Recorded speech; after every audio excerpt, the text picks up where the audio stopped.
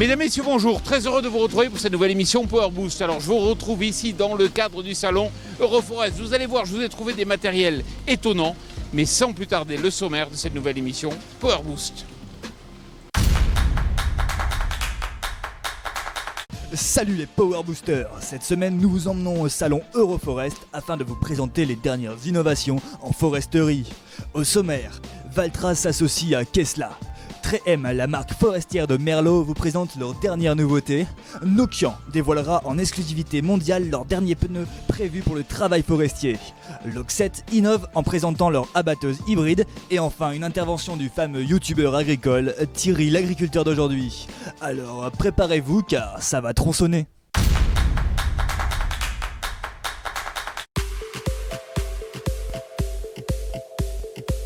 Elodie Bressy, bonjour.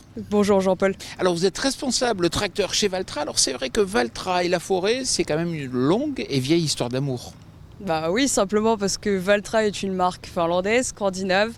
Et à la base, Valtra était reconnu pour ses tracteurs forestiers avant d'être des tracteurs agricoles. Oui, mais Elodie, il y a différentes marques sur ce marché spécialisé. Pourquoi moi, forestier, je choisirais un tracteur Valtra ?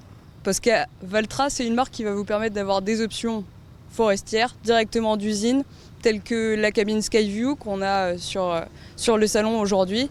Une cabine spacieuse avec un espace arrière ergonomique pour travailler. Également une vitre à l'arrière de la cabine qui va me permettre d'observer ma grue correctement lorsque je vais réaliser mes travaux. Et vous avez ajouté un volant à l'arrière ? C'est le poste de conduite dédié qu'on appelle Twin Track chez Valtra. On va retrouver donc le volant, le pédalier et on va conserver l'accoudoir qu'on a en marche avant, en marche arrière simplement. Oui, mais travailler dans un secteur forestier, ça nécessite avant tout des protections. Exactement, c'est pour ça que également d'usine, on va proposer des protections particulières comme la protection de sous-châssis, sans perdre pour autant de garde au sol, et également des protections de réservoir, carburant et AdBlue.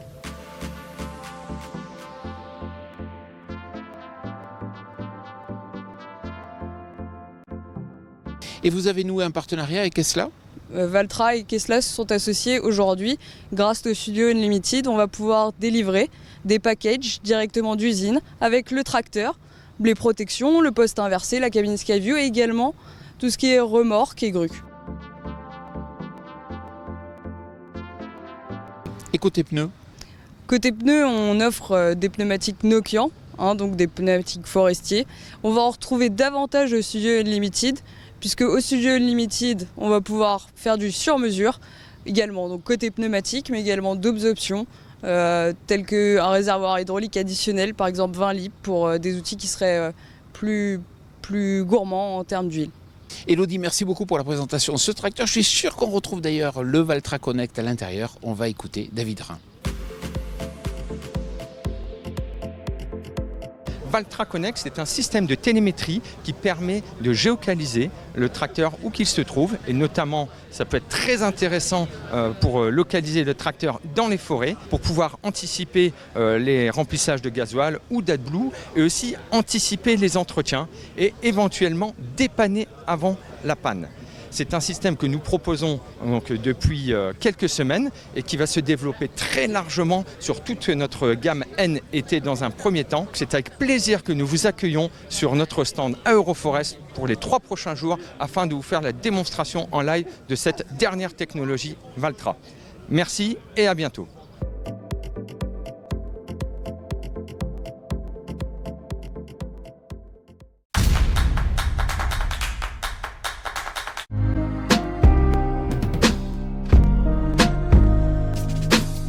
Alors je ne sais pas si vous le savez, mais Merlot dans le secteur forestier, ça s'appelle 3M. Bonjour Thomas Ruhl. Bonjour Jean-Paul. Alors c'est vrai que vous avez une gamme d'engins assez polyvalents, il s'agit de la gamme MC. Oui, tout à fait, la gamme MC, donc une machine assez particulière car elle est capable de répondre aux 4 saisons. C'est-à-dire c'est une machine qui peut faire de la viabilité hivernale avec une fraise à neige, une lame de vent, du fauchage.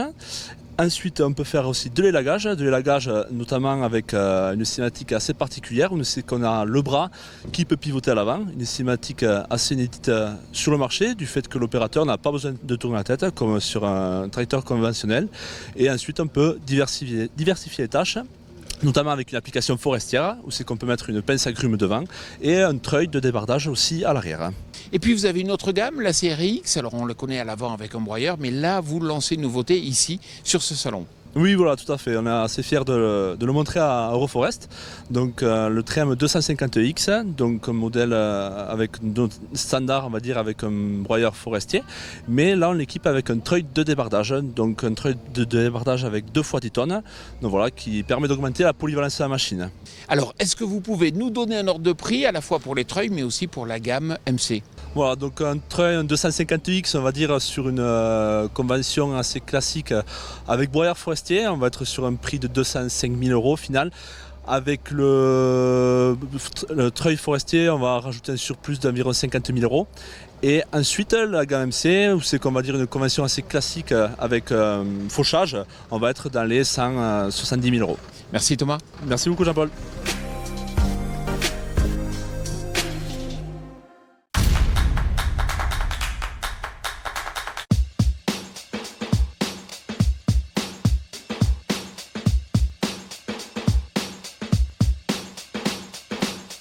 Vous allez voir, je vous ai trouvé un pneu aux sculptures assez étonnantes. Pierre Schubert, bonjour. Bonjour.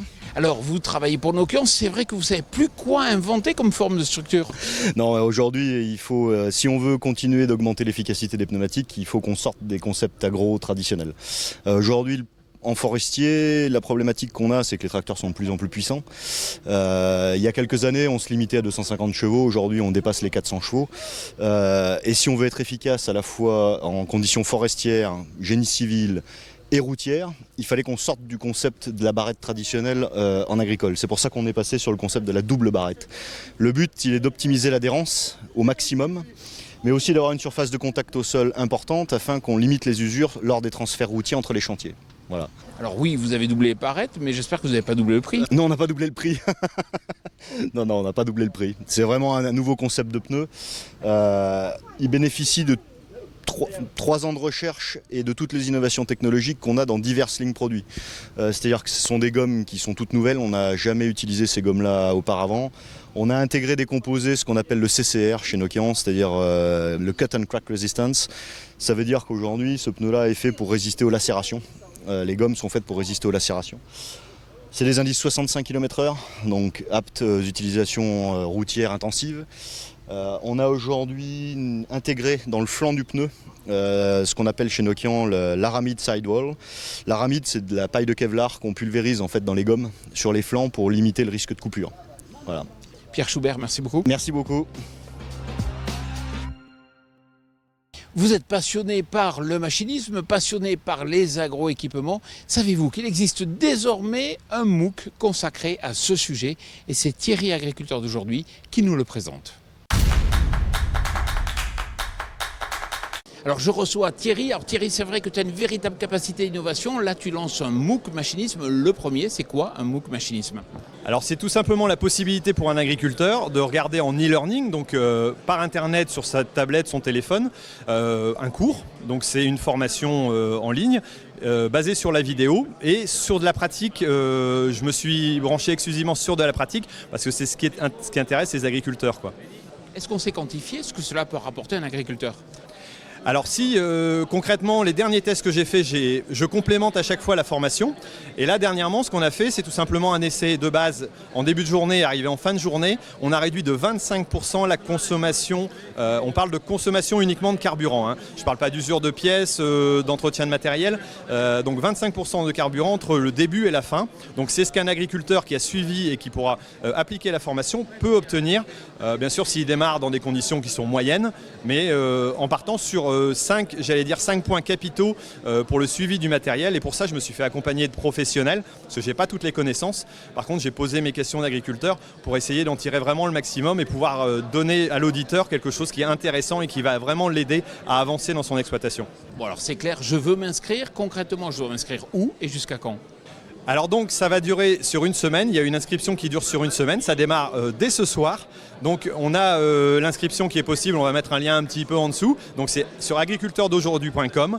Vous allez cliquer sur le lien machinisme d'aujourd'hui, vous avez tout est expliqué en long, en large et en travers et vous aurez d'autres informations. Vous pourrez voir des agriculteurs qui ont déjà suivi la formation, ce qu'ils en pensent, parce que c'est important d'avoir un retour. Et puis le contenu complet qui permettra aux auditeurs de comprendre l'utilité de la formation. Bravo Thierry. Merci.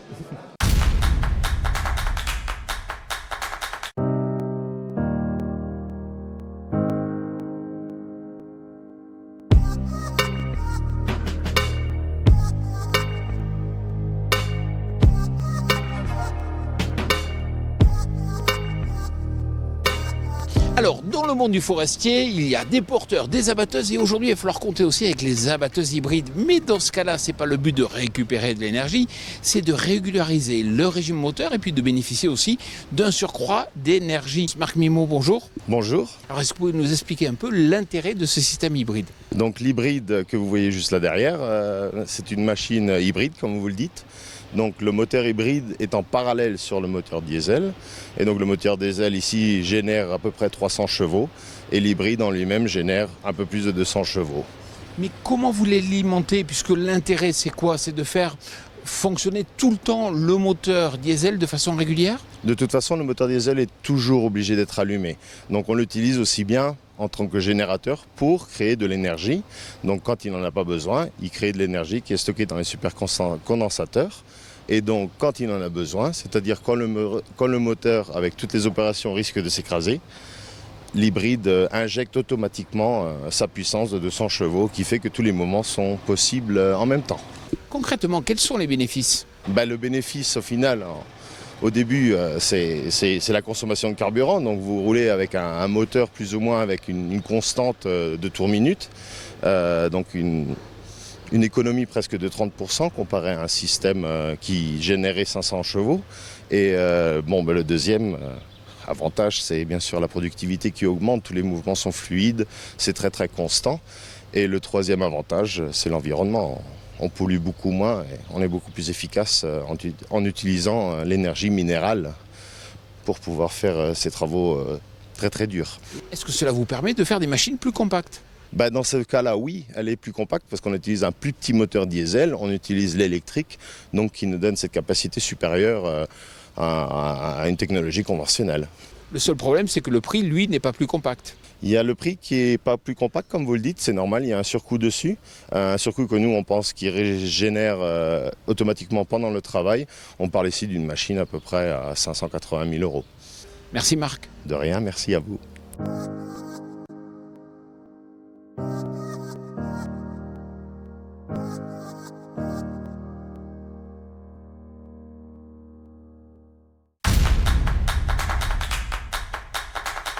Voilà, j'espère que cette émission Power Boost tournée ici en pleine forêt dans le cadre du salon Euroforest vous a plu.